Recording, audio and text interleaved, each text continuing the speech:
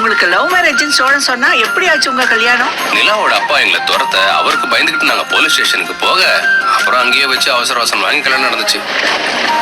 நிலா, உங்க love story கேளுங்க, பயங்கரமான லவ்.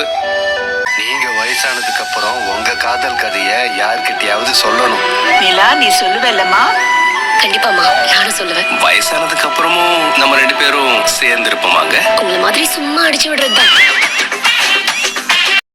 பெரியவங்க 2 பேர்கிட்டையும் சோழன் வந்து அவனுடைய கல்யாண கதையை எடுத்து சொல்லிக்கிட்டு இருப்பான். அப்போ அதை வந்து லவ் ஸ்டோரி அப்படின்னு சொல்லும்போது நீலா அப்படி ஒரு மாதிரி பார்ப்பா. அப்போ அவன் கண்ணால் ஆக்ஷன் பண்ணி காட்டுவான் ப்ளீஸ் அப்படின்ட்டு.